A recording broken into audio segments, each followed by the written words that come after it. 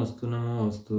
नमो रियंताणं नमो सिद्धाणं नमो आयर्याणं नमो वैज्झायणं नमो लोये सवसाहुणं। मंगलं भगवान् वीरो मंगलं गौतमो गणी मंगलं कुंदकुंदाद्यो जयं धर्मोऽस्तु मंगलम्।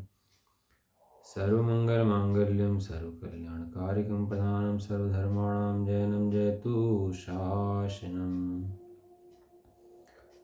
नमः समय साराय स्वानुभूत्या चकास्ते चित्स्वभावाय भावाय सर्वभावान्तर्चिदे वन्दितु सर्वसिद्धे धूमचर्मणों गतिं पत्ते वोच्छामि समय पाहुडमणिमुसुधकेवली भणिदम्। जीवो चरितदं शरणान्तिष्ठतो तं हि ससंयम जान पौगलकं पदेश तिष्ठतं च तं जान परसंयम। एयत्र निच्छ गदो सवो सवत सुंदरो लोय बंद कहाय हत्ते तेण विसंवादिनी होदी सुध परिचिदानुभूदा सवस्वी काम भोग बंद कहा एयतसुलंबो नवरीण सुलहो विहत्तस्य तमेयत विहत्तं दायमपणो सव्यवेण जयदायेज प्रमाणं चुगे चरण नघे तवम्। न विहोदी अपमत्तो नपमत्तो जाणगो दुजो भावो एवं बढ़न्ति शुद्धं नादोजो स्वदुषो चेव व्यवहारेणु वदिष्यति वीणानिस्य चरितदंशनं नाणं न विणाणं न चरितं न दंशनं जाणगो शुद्धो। एक मिनट श्वास खोल लो, एक सेकंड। श्री समय सार जी।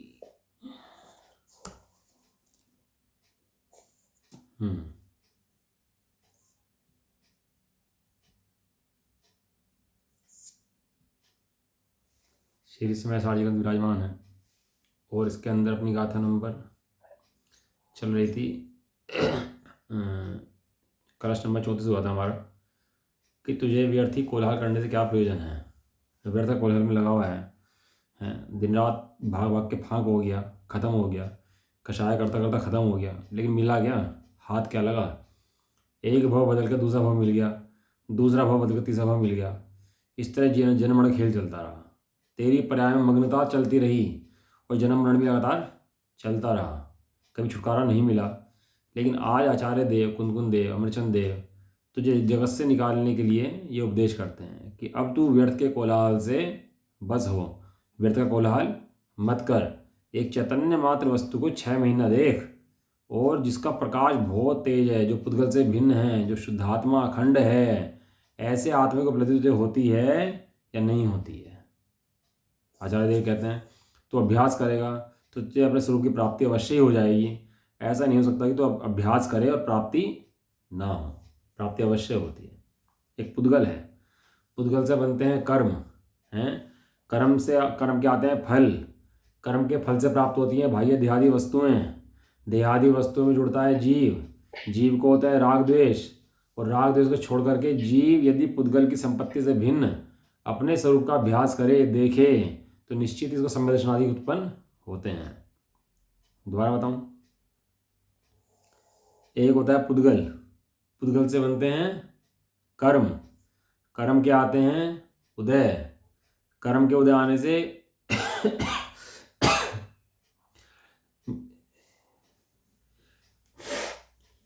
मिलते हैं देहादिक वस्तुएं, और देहादिक वस्तुएं मिलने पर जीव को उसके अंदर होते हैं राग द्वेष, और राग द्वेष कर करके नया कर्म बंद चलता रहता है, नया कर्म बंद करता है, फिर उदय आता है, फिर बंद होता है, फिर उदय आता है।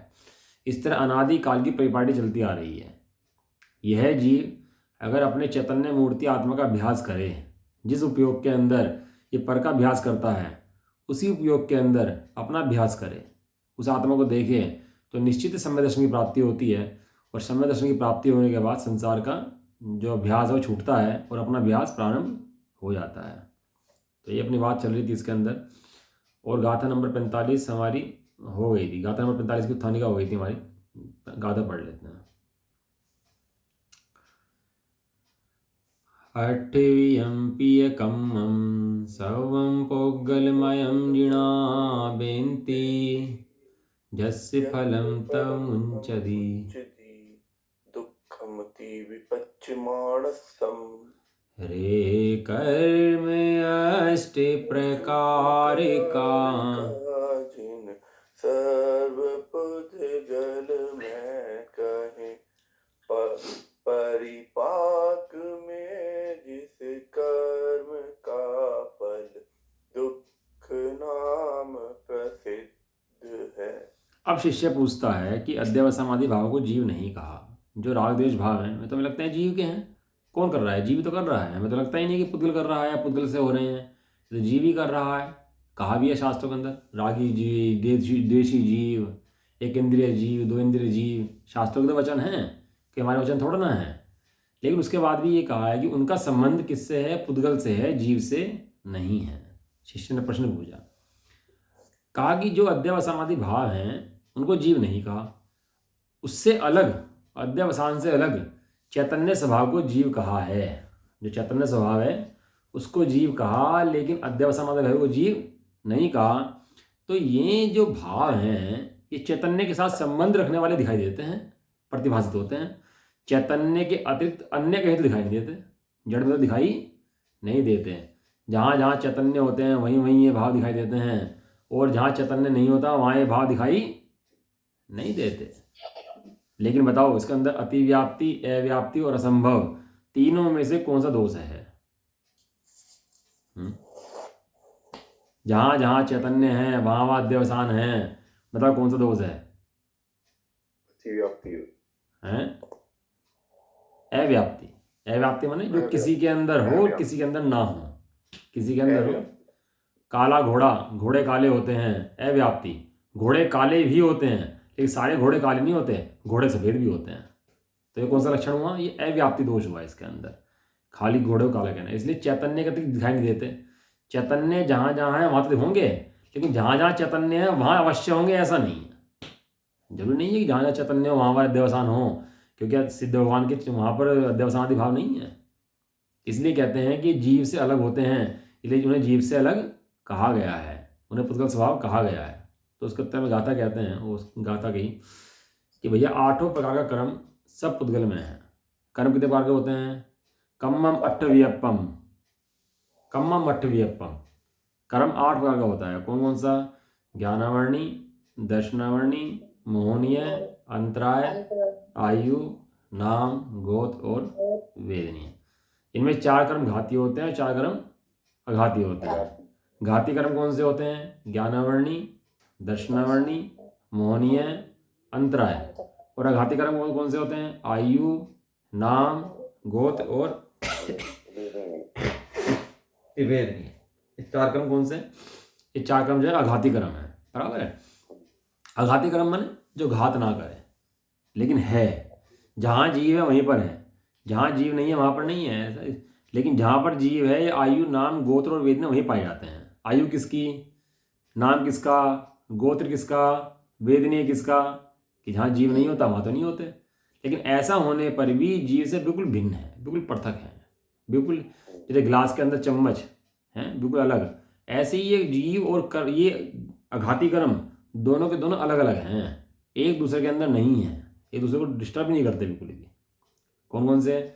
आयु, नाम, गोत्र और वेदनीय। वेदनीय में साता असाता के कर्म। साता असाता में धन का प्राप्ति होगी, धन लुट गया, कोई जेल चला गया, कोई बाहर आ गया, किसी की हानि हो रही है, किसी को लाभ हो रहा है, कोई मर रहा है, कोई जी रहा है। ये सब कौन से कर्म के उदय हैं? ये सब अघाती कर्मों के उदय हैं। ये सब घाती कर्मों के उदय नहीं है। नरक में मर रहा है, स्वर्ग में सुविधाएं पा रहा है, ये सब कौन से कर्मों का उदय है? ये सब अघाती कर्मों का उदय है, घाती कर्मों का उदय नहीं है। और देखो, अघाती कर्म भी जीव को राग द्वेष करने में जब सहायक है, घाती कर्म हो। यदि घाती कर्म ना हो तो अघाती कर्म बिल्कुल सहायक नहीं है। एग्जाम्पल बताओ, एग्जाम्पल बोला करो। एग्जाम्पल में अनंत भगवान, अनंत भगवान के घाती कर्म नहीं है, घाती कर्म है। लेकिन अघाती कर्म होने पर भी उनको ऐसी प्रसन्नता नहीं होती, देखो मेरा शमोषण, देखो मेरे चमर, देखो मेरा सिंहासन, देखो मेरी इंद्र सेवा कर रहा है, 3 लोग आ रहा है। ऐसा उनको भासना नहीं होती। क्यों? क्योंकि घाती कर्म में मोहनीय कर्म नहीं है, इसलिए उनको ऐसा भाषित नहीं होता कि ये मेरे हैं, बराबर है। क्योंकि घाती कर्म का नाश हो गया तो अघाती कर्म भी घाती कर्म के साथ होने पर ही फल देने में सहायक हैं, नहीं तो होते हैं लेकिन जीव को फल भोगने में मजबूर करें ऐसा नहीं है। भयंकर असाता का उदय हो और मोहनीय कर्म ना हो, घाती कर्म ना हो, तो जीव को दुख देने में समर्थ नहीं है। तो अघाती कर्म तो जीव को कुछ कहते नहीं है, आयु नाम गोत्र वेदनीय। और होता क्या है कि जो घाती कर्म है, ज्ञानावर्णी, दर्शनावर्णी, मोहनीय और अंतराय, 4 कौन से कर्म है? 4 घाती कर्म हैं। तो घाती कर्म माने, घाती कर्म की परिभाषा क्या है? जो जीव के अनुजीवी गुणों का घात करे। क्या परिभाषा है? जो जीव के अनुजीवी गुणों का घात करे। हाँ, गुणों का घात करे परिभाषा में कहा है, लेकिन गुणों का घात करे ऐसा नहीं, गुणों की वर्तमान समय की पर्याय को ढक देता है, प्रकट नहीं होने देता, उसका नाम ही घात करना कहा है। जो गुणों की शक्ति है वर्तमान में प्रकट नहीं हो पाती, उसी को घात करना कहते हैं। तो वर्तमान में ज्ञान की सामर्थ्य कितनी है कि अनंत को जाने। ज्ञान की सामर्थ्य कितनी है कि 3 लोक 3 काल को एक समय में जाने, ऐसी सामर्थ्य है। और ज्ञानावर्णी ने क्या करा कि भाई तू नहीं जान पाएगा, अब जा, तू कितना करेगा, तू कम जानेगा है। लेकिन ऐसा कम जानने से जीव को फर्क नहीं पड़ता। क्यों फर्क नहीं पड़ता? क्योंकि स्वभाव पूरा का पूरा है, स्वभाव घटता नहीं है। ऐसी दर्शनावर्णी है और ऐसी अंतरा है, तीनों कर्म इकट्ठे चले जाते हैं। जब देव समय जीव जाता है तो तीनों कर्म इकट्ठे चले जाते हैं। मात्र एक मोहनीय कर्म के कारण जीव को दुख होता है।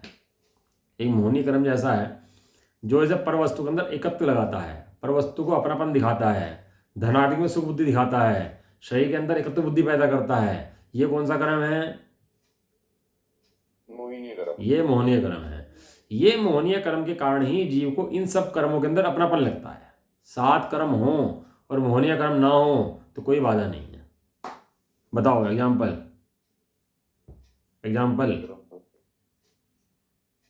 एग्जाम्पल तो मुनि महाराज। हाँ, मुनिराज। एग्जाम्पल मुनिराज को चारित्र मोहनीय कर्म नहीं है, लेकिन बाकी 7 कर्म हैं, तो उनको बाधा उत्पन्न नहीं करते। अब उनको ऊपर कोई सीढ़ी जला दे कि चाहे बम पटक दे कि चाहे कुछ भी कर दे, चाहे घानियाँ पेल दे, चाहे अंक काट दे, चाहे शालिनी खा जाए, लेकिन उनको बाधा उत्पन्न नहीं होती। उनको बाधा उत्पन्न नहीं होती। क्यों? क्योंकि चारित्र मोहनीय का भी अभाव उनके हो गया है। दर्शन मोहनीय, चारित्र मोहनीय दोनों कर्म का अभाव हो गया है, इसलिए उनको कोई बाधा उत्पन्न नहीं होती है। मोहनीय कर्म के 2 भेद करे, दर्शन मोहनीय, चारित्र मोहनीय। दर्शन मोहनीय और चारित्र मोहनीय। चारित्र मोहनीय के कर्म के उदय में जीव को रागद्वेष आदि उत्पन्न होते हैं। जीव को रागद्वेष आदि चारित्र मोहनीय कर्म में उत्पन्न होते हैं। लेकिन दर्शन मोहनीय क्या करता है? दर्शन मोहनीय भ्रम पैदा करता है। दर्शन मोहनीय क्या पैदा करता है? भ्रम पैदा करता है। इसको पर वस्तु में अपनेपन का, कांच में रत्न का भ्रम पैदा करता है। होते हैं सामने कांच और दिखते हैं रतन बाहर में जल दिखाई देगा बहुत फैला हुआ, और बाहर भाग के देखेगा तो वहाँ क्या मिलेगा? रेत। फिर भागेगा, जल दिखाई देगा, फिर भागेगा, वहाँ क्या मिलेगा? रेत। तो वो मोहनीय कर्म क्या करता है? भ्रम पैदा करता है जीव को। ये भ्रम जो है सब दुखों का मूल है। भ्रम जो है सब दुखों की जड़ है। यदि भ्रम मिट जाए जीव का तो भले चारित्र मोहनीय भी हो और 7 कर्म भी हो तो भी जीव को दुखी करने में समर्थ नहीं है। एग्जाम्पल नरक में पड़ा हुआ नारकी, सम्य दृष्टि, राजश्रेयांश का जीव, राजश्रेणी का जीव है, वो क्या है कि नरक में है लेकिन दुखी नहीं है। सम्य दृष्टि नरकादिक में भी शांति पाता है और मिथ्या दृष्टि भोगों के बीच में रहता हुआ भी आकुलता पाता है। स्वतंत्रता और स्वच्छंदता। हम तो सही है, हमारा क्या बिगड़ रहा है? हम तो बिल्कुल ठीक है, क्या जा रहा है हमारा? हम तो बिल्कुल बढ़िया चल रहा है। स्वच्छंदता है मिथ्या दृष्टि की, और वो भी कहता है हमारा कुछ नहीं बिगड़ सकता। समय दृष्टि भी, वो स्वतंत्रता है उसकी। स्वतंत्रता में और स्वच्छंदता में फर्क है दोनों में। बात एक कह रहे हैं, नरक में चले जाएं, क्या फर्क पड़ रहा है? मिथ्या दृष्टि भी ये बात कहे और सम्य दृष्टि भी ये बात कहे, लेकिन फर्क जमीन आसमान का है दोनों के अंदर एक अपने स्वभाव के बल से कह रहा है नरक में चले जाए तो कुछ फर्क नहीं पड़ता, लेकिन स्वभाव के बल से नहीं कह रहा। एक तो बस कर्मों को उदय की बेभान मस्ती में कह रहा है कि कुछ फर्क नहीं पड़ता। तो कह रहे हैं कि जो 8 कर्म हैं, जो ज्ञानावर्णादि हैं, वह सब कैसे बने हैं? जीव से बने कि पुद्गल से बने हैं? किससे बने हैं सब? क्या कर्म से? हाँ, से बने। जितने भी कर्म हैं, 8 कर्म जितने हैं, उनकी रचना जीव नहीं करता, उनकी रचना पुद्गल करता है। वो भले ही जीव को अपने भासते हों, मोह कर्म के कारण जीव को अपना भासता हो, ज्ञानावरण के कारण जीव ढकता हो, आयु नाम गोत्र वेद में भार में होते हों, लेकिन ऐसा होने पर भी कर्म किसके हैं? पुद्गल के। वे कर्म पुद्गल के हैं। वे शास्त्रों में कहीं भी ऐसा वचन नहीं आया कि कर्म जीव के हैं। शास्त्रों के अंदर कहीं वचन दिखाना जिसमें लिखा हो कर्म जीव के हैं। कर्म तो पुद्गल के ही हैं, कर्म जीव के कहीं भी नहीं है। सिद्धांत नहीं करते भैया हमारे यहाँ। हमारे क्या है जैन धर्म के अंदर खास बात, जो हमारे अनंत काल पहले किसी सर्वज्ञ ने बात कही होगी, वही आज बात सर्वज्ञ देव कहेंगे, और वही अनादि काल बाद अनंत काल बाद सिद्ध बनेंगे, सर्वज्ञ बनेंगे, तो वे भी ये बात कहेंगे। जैन धर्म कभी भी कटता नहीं, अलंग है। एक बात कहेंगे, कर्म की उत्पत्ति किससे होती है? कि कर्म की उत्पत्ति पुद्गल से होती है, जीव से कर्म की उत्पत्ति नहीं होती। 8 कर्म किसके? अनंत ज्ञानियों का एक मत। समस्त ज्ञान का एक मत। वो क्या हुआ है, कृष्ण जी का भक्त थे, वो बता रहे थे वो अपनी उसमें कि भैया सब आत्माएं तो आत्माएं हैं, शरीर आत्मा अलग अलग हैं, लेकिन कृष्ण जी ऐसे हैं जिनकी आत्मा और शरीर एक है, जो एक दिख रहे हैं, लेकिन आत्मा शरीर उनका अलग अलग नहीं है। अब सिद्धांत कैसे काट गया? बताओ कि ऐसा कैसे हो सकता है? जो सिद्धांत सब पे लागू होगा यहाँ भी लागू होगा। सिद्धांतों में तो विपरीतता नहीं आ सकती ना, कि कृष्ण जी वहाँ अलग हैं और यहाँ बाकी सब अलग हैं। पुद्गल में है सब, जितने कर्म हैं सब पुद्गल में है, चाहे भगवान के साथ हों कि चाहे हमारे साथ हों। कभी भी जीव का रूप नहीं ले सकते, जीव रूप कभी भी नहीं हो सकते। ये एक महान सिद्धांत है। ये क्या है? एक महान सिद्धांत है। हाँ, जितना भी पुद्गल है और पुद्गल का उदय है, दोनों चीजें बता रहा हूँ। पुद्गल है, पुद्गल का कर्म है, और पुद्गल कर्म का उदय है। शुरू में कहते हैं ना स्वाध्याय की 3 चीजें, पुद्गल, पुद्गल कर्म और पुद्गल कर्म का उदय। और पुद्गल कर्म के उदय में प्राप्त देह आदि जितने भी हैं, ये सब संपत्ति किसकी है? ये सब संपत्ति पुद्गल की है। अच्छा शरीर है, अच्छे भोग हैं, अच्छा वैभव है, लुट गया सब कुछ भैया, बर्बाद हो गए हम तो खत्म हो गए। ये सब किसके हैं? पुद्गल के हैं।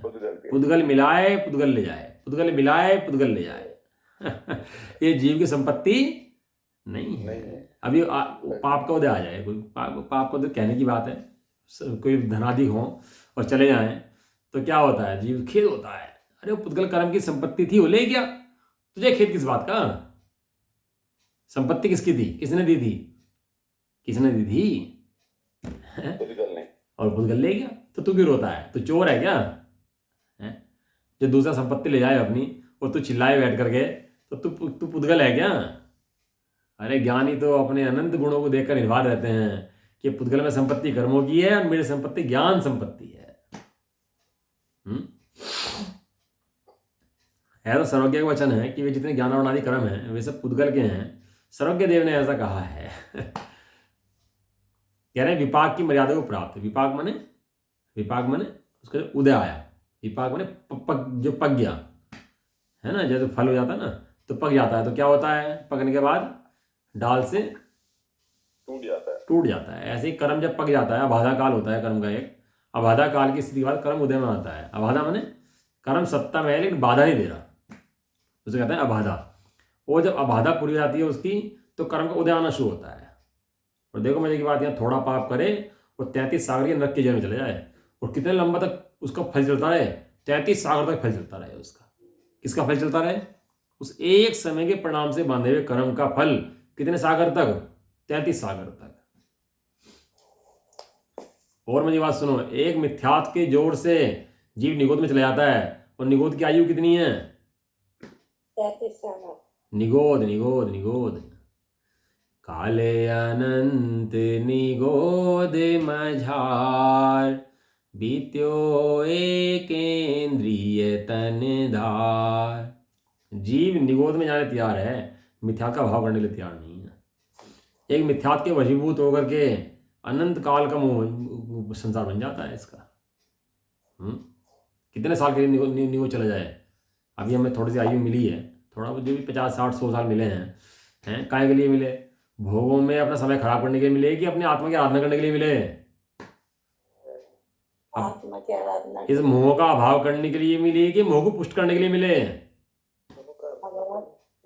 ये सर्वज्ञ देव मिले हैं, ये जैन धर्म मिला है, आज मोक्ष का मार्ग मिला है, तो मोह का अभाव करने मिला है कि मोह को बढ़ाने के लिए मिला है? तो मोह का अभाव हुआ कि नहीं हुआ? मोह का अभाव माने अपने अनंत चैतन्य मूर्ति आत्मा का वेदन, इसका नाम मोह का अभाव है। कोई ऐसा नहीं कि बाद में हमने बच्चों से राग घटा लिया, मकान से राग घटा लिया, धन से राग घटा लिया, उधर व्यवहार के खाते में गिर दो। लेकिन वास्तव में मोह का अभाव क्या है कि अपने चैतन्य मूर्ति आत्मा का भान, चैतन्य मूर्ति आत्मा का श्रद्धान और चैतन्य मूर्ति आत्मा में बैठना, इसका नाम मोह का अभाव है।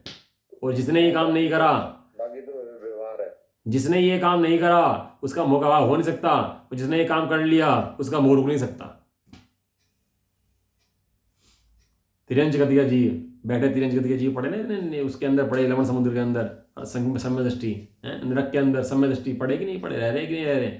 लेकिन क्या कर रहे हैं, अपने चैतन्य मूर्ति आत्मा का कभी नाश नहीं होता, जहां से कर्म पैदा नहीं होता उसका श्रद्धान कि मैं कौन हूं, मैं अजन्मा अमरा, मेरा जन्म मरण नहीं है। अपने ऐसे चैतन्य स्वरूप की श्रद्धा, ज्ञान और चारित्र, उसका फल भोगते हैं भाई। और आज जो मिथ्या दृष्टि जीव हैं वो भी क्या है, मिथ्यात्व क्या है, अपने स्वरूप से विमुक्ता, उसका नाम मिथ्यात्व है। अपने स्वरूप से विमुक्ता, उसका नाम मिथ्यात्व है। अपने स्वरूप का आनंद ना भोगना, इसका नाम मिथ्यात्व है। बाकी मिथ्यात्व कोई और चीज नहीं है। अब वो भेद कितने ही है उसके, कहीं भी लगा रहे उपयोग जा करके। अपने स्वरूप से विमुख है वो पर्याय संसार है, और जो अपने स्वरूप के सन्मुख है वो पर्याय मोक्ष है। वो चाहे अभी किसी भी स्थिति में अंदर हो, चाहे कपड़े पहने हो, चाहे मुनराज हो, चाहे भगवान हो, चाहे सिद्ध हो, कोई भी हो, लेकिन जो पर्याय अपने स्वरूप के सन्मुख है वो पर्याय भगवान है, और अपने स्वरूप से विमुख है वो पर्याय संसार है। ये सर्वज्ञ देव का वचन है। विपाक की मर्यादा को प्राप्त, विपाक माने फल आ गया उसका। किसका फल आ गया? कर्म का फल आ गया। अब कर्म का फल आया तो चल रहा कर्म का फल, लेकिन कर्म का फल आया तो किसका? जीव का कि पुद्गल का? पुद्गल का। हाँ, ऐसा जोर पड़ना चाहिए। ये फल किसका है? ये फल पुद्गल का है, जीव का मेरा फल नहीं है। कहां से आया? पुद्गल का आया, पुद्गल में आया, पुद्गल से आया, पुद्गल के लिए आया, पुद्गल द्वारा आया। षटकार लगाओ ना पुद्गल के अंदर इसके। ये जो कर्म का फल उदय में आया है, इसके षटकारक की व्याप्ति जीव से बैठती है कि पुद्गल स्कंधों से बैठती है? पुद्गल से बैठती है और जड़ से बैठती है, तो फिर मेरा क्या संबंध है? मेरा कोई संबंध नहीं। बताएंगे ना अभी आगे, सुनो बता रहे हैं अभी आगे। गतियों में भ्रमण पुद्गल कर रहा है। हाँ बता रहे हैं ना अभी, सुनो देखो बता कह रहे हैं आगे। विपाक की मर्यादा को प्राप्त उस कर्म के फल रूप से जो कहा गया है, जो फल कहा गया है, वह कर्म का फल जो है वह अनाकुलता लक्षण सुख नामक आत्म स्वभाव से विलक्षण है, इसलिए दुख है। क्या है आत्मा का लक्षण? क्या है? अनाकुल। अनाकुल माने सुख, निराकुलता, उसका नाम क्या है? सुख। वो क्या है? आत्म लक्षण से विलक्षण है। विलक्षण माने विपरीत है, विपरीत है। इधर सुख इधर दुख, इधर सुख इधर दुख। देखो मजे की बात, पुद्गलों को दुख नहीं होता। पुद्गल के अंदर दुख नाम की चीज नहीं है। दुख किसे होता है? आत्मा की वर्तमान पर्याय जो स्वरूप से विमुख है उसका नाम दुख है, और जो आत्मा की वर्तमान पर्याय स्वरूप के सन्मुख है उसका नाम सुख है। दुख के पुद्गल के अंदर नहीं है। पुद्गल कर्म के अंदर फल तो है, उदय तो है, लेकिन दुख नहीं है। क्या समझ में आया? नहीं आया? अगर दुख नहीं है तो सुख भी नहीं होगा। हाँ, पुद्गल के अंदर ना दुख है ना सुख है। जीव की शक्ति है वैभाविक शक्ति। एक शक्ति जीव के अंदर पड़ी है, कौन शक्ति है? वैभाविक शक्ति। सुनो सुनो ध्यान सुनो, जीव की शक्ति है वैभाविक शक्ति। उस शक्ति का जब विपरीत परिणाम होता है तो जीव को दुख होता है, और उससे उसी शक्ति का जब सही परिणाम होता है तो जीव को सुख होता है। बिना शक्ति के, बिना सुनो सुनो सुनो, बिना शक्ति के परिणाम कराना असंभव है। बिना शक्ति के यदि परिणाम होने लगे तो आकाश द्रव्य भी दुखी हो जाएगा, क्योंकि पुद्गल के स्कंद तो आकाश में पड़े हैं। समझ में आया नहीं आया? जीव दुखी और सुखी क्यों होगा फिर? हाँ सुन लो, एक मिनट सुन लो, आप ध्यान से सुनो। अभी अभी अभी कोई स्वाध्याय पूरा ध्यान से फिर समझ आ जाएगा। यदि पुद्गल कर्म के प्रदेश पुद्गल स्कंद दुखी करा सकते होंगे तो जिस आकाश द्रव्य के अंदर पुद्गल पड़े हैं वो आकाश द्रव्य दुखी हो जाएगा। और यदि पुद्गल स्कंद के अंदर दुख सुख होने की सामर्थ्य हो तो स्वयं सुखी दुखी हो जाएंगे। लेकिन पुद्गल स्वयं तो सुखी दुखी नहीं होता, और आकाश द्रव्य भी सुखी दुखी नहीं होता। ये बात तो सबको स्वीकार है कि नहीं है? थोड़ी गहराई की बात है, थोड़ा समझने की बात है, थोड़ा समझोगे तो समझ में आ जाएगा। यदि पुद्गल स्कंद सुखी दुखी करा सकता हो तो आकाश द्रव्य को सुखी दुखी करा देगा, और पुद्गल द्रव्य स्वयं सुखी दुखी होता हो तो उसमें सुख दुख की सामर्थ्य आ जाएगी। तो सुख दुख होता कहाँ पर है कि पुद्गल कर्म के फल के में जो जीव उनसे जुड़ता है अपने आप को भूल करके, वो पर्याय दुख रूप है, और जो उन पुद्गलों से नहीं जुड़ता वो पर्याय सुख रूप है। सुख दुख का फल कई कर्मों से नहीं है। उदय उदय तो है, एक सुख दुख का फल पुद्गलों से नहीं है। सुख दुख का फल तो जीव से है भैया। जीव की परिभाषा, जीव किसे कहते हैं? जो जानता है, देखता है और क्या है, बोल दिया करो भाई थोड़ा सा। जानता है, देखता है और सुख दुख का अनुभव करता है, उसे जीव कहते हैं। आत्मा से विलक्षण है भैया, वो दुख है वो आत्मा ही भोगता है, लेकिन कब भोगता है? अपने स्वरूप से विमुख वो भोगता है, और अपने स्वरूप के सन्मुख वो उसको नहीं भोगता। उस दुख में ही आकुलता लक्षण अध्यवसानादि भाव समाविष्ट हो जाते हैं। जो दुख है, जो आकुलता है, वे सारे भाव उसमें समाविष्ट हो जाते हैं। इसलिए यद्यपि वे चैतन्य के साथ संबंध होने का भ्रम उत्पन्न करते हैं। वे अध्यवसानादि भाव कैसे लगते हैं? ये राग किसे हुआ? जीव को हुआ। द्वेष किसे हुआ? जीव को हुआ। ये सब कैसे लगते हैं? जीव के हैं, भ्रम उत्पन्न करते हैं। कैसे लगते हैं? भ्रम उत्पन्न करते हैं। एक नमक रखा है, एक खांड रखा है, दोनों का रंग कैसे हैं? सफेद। दोनों कैसे भ्रम उत्पन्न करते हैं कि दोनों एक ही हों, लेकिन दोनों क्या हैं? दोनों अलग अलग हैं। कांच है, एक रत्न है, दोनों रखे साथ साथ, लेकिन क्या भ्रम उत्पन्न करते हैं कि दोनों एक ही हैं। हाँ, दोनों ऐसा लगता है दोनों रत्न ही हों, लेकिन दोनों के दोनों रत्न नहीं है। उनमें एक कांच है और एक रत्न है। ऐसे ये विकारी भाव हैं, अध्यवसानादि भाव हैं, राग द्वेष के भाव हैं। इनकी उत्पत्ति किसके द्वारा हुई? जीव से हुई कि पुद्गल से हुई? जिससे हुई उसकी, जिससे हुई जीव से उत्पन्न नहीं हुई।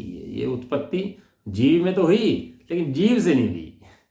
जीव में भी परिणित से हुई, जीव के स्वभाव से नहीं हुई। समझ में आ रहा? थोड़ा भारी विषय है। जीव में तो हुई, लेकिन जीव के स्वभाव से नहीं हुई। जब जीव ने पर से जुड़ान करा तभी हुई। बिना पर में जुड़े जीव के भी वो उत्पत्ति नहीं हो सकती। वे भ्रम उत्पन्न करते हैं, लेकिन वे आत्मा का स्वभाव नहीं है। कैसे हैं? वे पुद्गल के स्वभाव हैं, जीव के स्वभाव नहीं है। जितने राग द्वेष के भाव हैं, दिन रात उठने वाले भाव हैं, वे आत्मा के स्वभाव नहीं है, पुद्गल के स्वभाव हैं। भावार्थ पढ़ाया कोई? पढ़ो भावार्थ, पढ़ो इसका एक बार।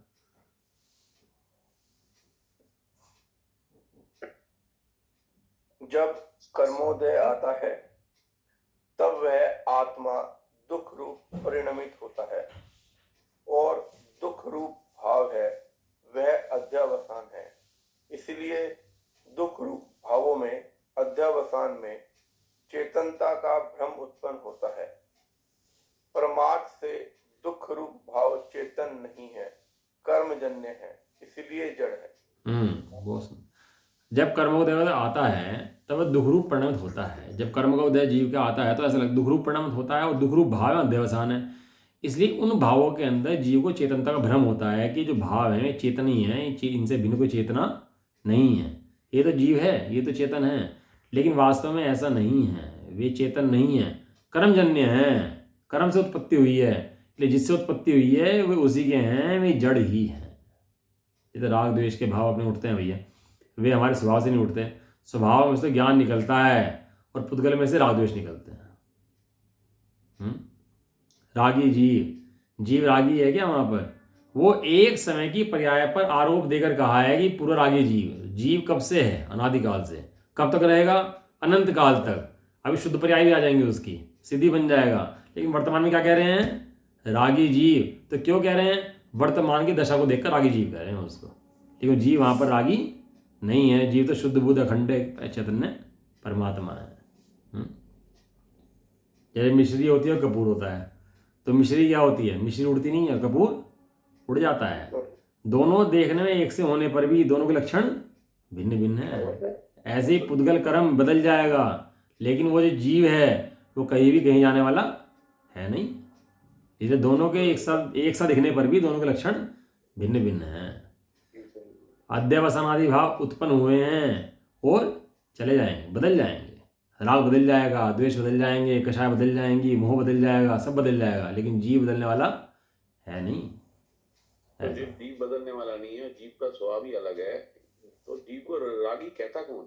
मिथ्यावादी कहता होगा जीव को रागी। तो हाँ नहीं, उसको व्यवहार से कहा जाता है, वर्तमान की उसकी दशा देखकर कहा जाता है कि जीव रागी है। ऐसा नहीं कि क्यों कहेगा कौन? मिथ्यावादी तो कहेगा।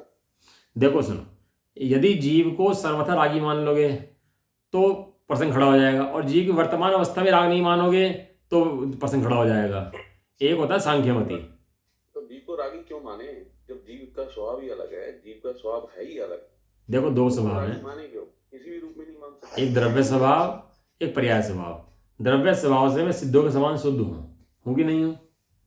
बिल्कुल पर्याय में नहीं। पर्याय में सिद्धों के समान शुद्ध बुद्ध नहीं हूँ मैं। यदि पर्याय से भी सिद्धों के समान शुद्ध बुद्ध मान लोगे तो सांख्य में खड़ा हो जाएगा। सांख्य मत ये मानता है कुछ भी खाओ कुछ भी पियो मैं सिद्धों के समान शुद्ध हूँ। तो पर्याय भी तो मेरी नहीं है ना, पर्याय भी तो जड़ की है, मेरी कौन है पर्याय? लेकिन वो न्याय का विषय है, प्रमाण के विषय पर आओगे तो पर्याय किसकी? पत्नी अपनी है कि दूसरे की है? ये बात समझ नहीं आ रही। भाई जो पर्याय है वो किसकी है? वो पुद्गल की है क्या? वो परद्रव्य की है क्या? पर्याय है किसकी? पर्याय मेरी है कि किसी और की है? पर्याय तो पुद्गल की है, सब कुछ पुद्गल का मेरा ज्ञान में दो का ज्ञान और श्रद्धा में एक आत्मा। हाँ, श्रद्धा में एक मतलब क्या है? जो प्रमाण, एक प्रमाण होता है कि नहीं होता है, इसका नाम अनेकांत है। जो अनेकांत है बड़ा लोगों को लगता है कंफ्यूजिंग है, लेकिन वस्तु के विषय को खोलता है अनेकांत। अनेकांत में दो चीजें, एक द्रव्य स्वभाव, एक पर्याय स्वभाव। एक द्रव्य स्वभाव, एक पर्याय स्वभाव। पर्याय बदल जाती है और द्रव्य नहीं बदलता, द्रव्य वही का वही रहता है, तो इसका नाम तो अनेकांत है। ये प्रमाण का विषय है, और इसके अंदर से एक अखंड वस्तु नहीं बदलती, वो निश्चय है। वो पर्याय बदल जाती है व्यवहार में, इधर तो विषय है। यदि सर्वथा एक तरफ करोगे तो फिर गाड़ी नहीं चलेगी। बस चलती है पहिए के ऊपर चलती है, लेकिन पहिया चलता है बस नहीं चलती, और देखा जाए तो दोनों चलते हैं। हाँ, तो फिर गाड़ी चल रही है तो भ्रम से चल रही है, गाड़ी बिना भ्रम के थोड़ा चल रही है। एक सीधी सीधी बात से तो गाड़ी चल नहीं सकती ना। चल रही है गाड़ी, तो चली रही है, गाड़ी नहीं चल रही। गाड़ी चलाने से मतलब ही ना, हमें तो बात को क्लियर करना है। जब क्लियर नहीं होती इसलिए अटके रहते हैं, जन्म तब तक अटके रहेंगे। हाँ बराबर बात है। अटके रहेंगे। तो आप अनेकांत का अभ्यास करो ना इसका, कि अनेकांत ऐसा क्यों है, क्यों कहा गया है अनेकांत। सोने की वर्तमान पर्याय हैं और सोना सोना है, दोनों वस्तु सोने के अंदर ही हैं, किसी और के अंदर हैं। तो बिल्कुल ठीक बात है। सोना सोना है, सोने में क्या ऐसे ही जीव की पर्याय बदल जाती हैं, राग से द्वेष हो जाता है, द्वेष से राग हो जाता है, मोह बदल जाता है, जीव सिद्ध बन जाता है। लेकिन ऐसा होने के बाद भी जीव तो वही का वही रहता है कि जीव बदल जाता है? जीव तो वही का वही है, उसके स्वभाव भी वही है, स्वभाव ना बदल जाते हैं। हाँ बस पर्याय बदल जाती है बस। मतलब पीले ही रहेगा। हाँ पर्याय बदलती है। अभी आप ये बात शब्दों में कह रहे हो, जब श्रद्धा में बैठेगी ये बात तो आप कहोगे हाँ सब अच्छा है, सब सही। नहीं, शब्दों में कह रहा हूँ, ऐसा ही है। तभी तो नहीं, तो ये बात भी है, अगर शब्दों से कहने के बाद ही तो श्रद्धा उत्पन्न होगी। मोक्ष मार्ग प्रकाशक में बहुत अच्छा इसका बताया। नहीं होती है, आप अपना शब्दों में आएगी ऐसा नहीं है। आप थोड़ा स्वाध्याय बढ़ाओ इसका। मोक्षापाशक आंटी सही कह रही है, मोक्षापाशक पढ़ोगे तो बहुत क्लियर होगा बहुत वस्तु अच्छा में। इसका है 7वें अध्याय में। अपना स्वाध्याय करोगे तो विषय वस्तु बहुत क्लियर होंगी, और स्वाध्याय नहीं करोगे तो फिर उलझन बनी रहती है उस चीज़ से। ठीक है ना, इसमें जैसे जाके टीका पढ़ लेते हैं इसकी, और फिर स्वाध्याय पूरा कर लेते हैं। पेज नंबर निकाल लो 143। तरीके से समझ में जल्दी आएगा। हाँ मोक्षापाशक लेंगे अगली बार हम, अगली बार जो शास्त्र लगाएंगे मोक्षापाशक लगाएंगे। पेज नंबर 143 निकाल लो इसका, गाथा नंबर। थोड़ा टफ पड़ रहा है ये वाला। शास्त्र टफ नहीं है, टफ तो कुछ भी नहीं है आंटी। पहले वो सरल है भैया, वो समझ में जल्दी आएगा। मोक्षापाशक ना, हाँ थोड़ा सरल है उसके अंदर। देखो क्या है कि क्या जो अपना स्वभाव है ना वो तो बहुत सरल है। देखो स्वभाव समझने के लिए कहीं कोई दिक्कत नहीं है, स्वभाव समझना चाहो तो तुरंत समझ आ जाता है। और जब उसमें लग जाते हैं ना पर्याय द्रव्य के भेद प्रभेद, तो उसमें उलझन पैदा हो जाती है। लेकिन वास्तव में स्वभाव समझना तो बहुत ही सरल चीज़ है, स्वभाव तो आराम समझ में आ जाता है। लेकिन उसकी अनुभूति होने के बाद कहे तब बात की बात है। पेज नंबर 143 निकाल लो इसका, नहीं एक बार इसको पूरा कर लो, निकलेगा सामने। उत्थानी का। अब यदि अध्यवसानादि भाव पुद्गल स्वभाव हैं तो फिर जीव रागी द्वेषी मोही इस तरह अन्य ग्रंथों में इसको जीव स्वरूप कैसे प्रतिपादन किया गया है, इसका उत्तर देते हैं कि जीव को जो कहा गया है मोही है, रागी है, द्वेषी है, तो ऐसा क्यों कहा गया है, इसका उत्तर कहते हैं तात्पर्यवती टीका। व्यवहार ने का स्वरूप दिखाया है। किसके द्वारा व्यवहार ने दिखाया गया है? जिनेंद्र भगवंतों द्वारा उपदेश वर्णन किया गया है, कथन किया गया है। किस प्रकार का उपदेश वर्णन किया गया है? ये सब अध्यवसानादि भाव या परिणाम जीव रूप कहे गए हैं। ये जितने भी अध्यवसानादि भाव हैं सब जीव रूप कहे गए हैं। ठीक आता है ना? निकाल रखिए आपने, कहा था निकाल रखिए सामने इसमें तो शास्त्र है ना, मैंने जो भेजा था शास्त्र आपके यहाँ, पेज नंबर 141 है ये।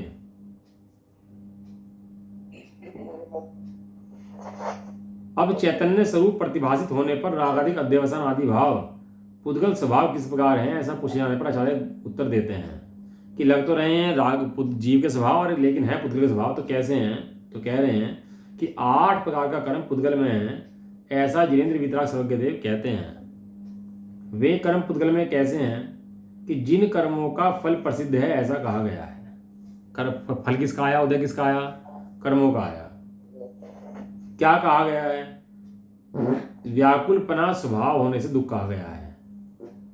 किस प्रकार से कर्मों का फल दुख है? विशेष रूप से उदय में आए हुए कर्मों का फल दुख है। यहां तात्पर्य यह जानना कि 8 प्रकार के पुद्गल कर्मों का कार्य अनाकुलता लक्षण वाले पारमार्थिक सुख से विलक्षण आकुलता उत्पन्न करने वाला दुख है, और रागादिक भाव भी आकुलता उत्पन्न करने वाले दुख लक्षण स्वरूप हैं। इस कारण से रागादिक भाव भी पुद्गल के ही कार्य हैं। इसे शुद्ध निश्चय ऐसे पुद्गलिक हैं। 8 प्रकार के कर्म पुद्गल द्रव्य ही हैं, ऐसा कथन करने वाली गाथा पूर्ण हुई। जो कर्म है शुद्ध निश्चय ऐसे किसके हैं? जीव के कि पुद्गल के? शुद्ध निश्चय ऐसे। इसमें एक अच्छी लाइन आई, पुद्गल के शुद्ध निश्चय ऐसे पुद्गल के हैं। उनका फल किसका है? उनका फल ही पुद्गल का है, क्योंकि वे जीव स्वभाव से विपरीत हैं, जीव स्वभाव से अलग हैं, इसलिए उनको पुद्गल कहा गया है। देखो थोड़ा विचार करना है इसके बारे में, थोड़ा भी खुलासा कल और कर लेंगे, इसको विचार कर लेंगे, समय हो गया अभी तो इसका थोड़ा विचार करना कि ये पुद्गल के कर्म क्यों कहे गए हैं, पुद्गल में क्यों गए हैं। भाव तो उठ रहे हैं जीव के, लेकिन कहे गए हैं पुद्गल के, है ना? क्यों? क्योंकि वहां जीव को स्वभाव से शुद्ध दिखाना है। बच्चा होता है ना, लैट्रिन कर देता है और सारे हाथ पैर सड़ा लिए बच्चे लैट्रिन के अंदर, सड़ गया पूरा पूरा। अब माँ क्या करती है? उसको फेंक देती है डस्टबिन में, क्या करती है? उसको उठा करके साफ कर दिए। उस बच्चे को धो देती है और बच्चा रख लेती है और मल को साफ कर देती है। वो लैट्रिन में सड़ा हुआ बच्चा वो बच्चे से मल भी नहीं देखती है कि बच्चे को मल में देखती है? जैसे बच्चे को मल से भिन्न देखती है। बच्चे को मिल से भिन्न देखकर बच्चे को होती है। इसी प्रकार आत्मा रागादिक भावों में रहता हुआ ये रागादिक मल अलग हैं और ये चैतन्य मूर्ति आत्मा अलग है, ऐसा देखकर ज्ञानी आत्मा को ग्रहण कर लेते हैं और रागादिक मल को छोड़ देते हैं। तो मैं भी तो वही बात कह रहा हूँ कि हाँ। आपको इस चीज को देखना है ना। इस चीज को देखने के लिए अब आपने कहा कि वो शास्त्र पढ़ो, अगर मैं सारे शास्त्र पढ़ ही लूंगा तो फिर उलझूंगा क्यों? और जब उलझूंगा नहीं तो सुलझ जाऊंगा, हाँ बराबर। तो फिर वो बात ही खत्म हो गई। तो ऐसा नहीं है, जो चीज अगर क्रिएट हो रही है, कोई क्वेश्चन पूछ रहा है तो उसका जवाब भी तो होना चाहिए ना। जवाब बता तो रहे, इसमें शास्त्र में जवाब आया तो है इसका। उलझे से निकलेगा